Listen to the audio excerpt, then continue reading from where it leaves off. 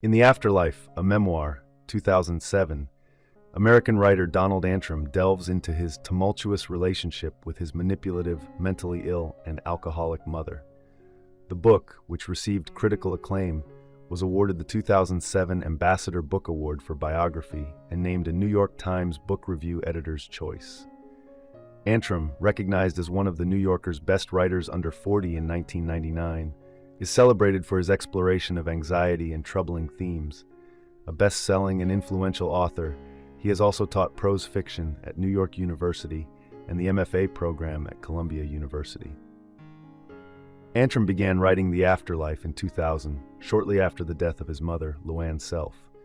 To outsiders, Louanne was a talented artist and popular teacher. To her family, she was a domineering and manipulative alcoholic whose behavior shaped the household's dynamics for decades. Her death finally gave Antrim the freedom to reflect on his painful upbringing and his complex feelings toward her. Despite the heavy subject matter, Antrim infuses the memoir with dark humor, offering a candid exploration of alcoholism, abuse, neglect, and the challenges of growing up in a dysfunctional family.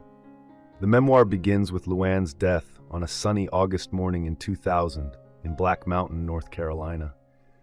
After her father's death in 1995, Louanne had moved the family there, losing the financial support her parents had once provided.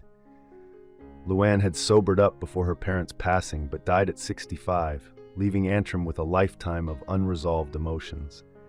Even after her death, her presence looms large in his life. He recalls years spent caring for her and yearning for the stability he never had.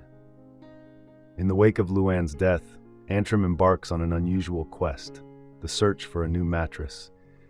To him, the mattress represents a sanctuary, free from his mother's shadow. His meticulous and months-long hunt for the perfect bed becomes a metaphor for his longing for safety and peace. Through this search, he learns about firmness, materials, and bedding, yet the quest is ultimately about finding a place untouched by his mother's influence, a symbolic and literal refuge. The Afterlife is an unflinching and deeply personal memoir that examines the scars left by a painful childhood and the enduring challenge of redefining one's identity after loss. Although Antrim is not responsible for Louanne's death, he struggles with guilt. He feels it was his duty as her son to help her sober up earlier and potentially prevent the health issues that led to her demise. The Afterlife serves as Antrim's attempt to reconcile his conflicted emotions and confront his lingering guilt. His relationship with his mother profoundly shaped his mental health, leading to chronic anxiety, depression, and a pattern of toxic romantic relationships. These relationships mirror the dynamics he endured with Louanne, marked by insecurity, manipulation, and emotional abuse. Fragile and reserved, Antrim's struggles are rooted in his early experiences, which left him feeling isolated and unable to seek help from others. Antrim's extended family offered little support. His uncle Sam carried symbolic tokens of stereotypical masculinity, perhaps to mask his own vulnerabilities in a family dominated by manipulative women. Roxanne, Antrim's grandmother, was another destructive figure. She psychologically abused Antrim's grandfather, a kind and passive man who became a rare source of positivity for Antrim. However, the grandfather's conciliatory nature also influenced Antrim, teaching him to avoid confrontation and allowing others to dominate him, particularly women, much like his grandfather's dynamic with Roxanne. Roxanne herself was deeply troubled, suffering from Munchausen syndrome.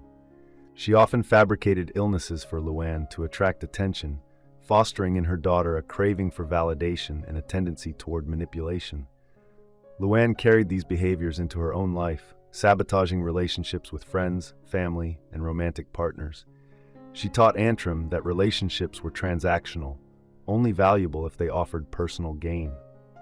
As a child, Antrim learned not to grow attached to Louanne's boyfriends, as none of them stayed for long. In The Afterlife, Antrim reclaims control over Louanne's legacy. Through his writing, he sets the terms of her immortality, capturing her existence as he sees fit.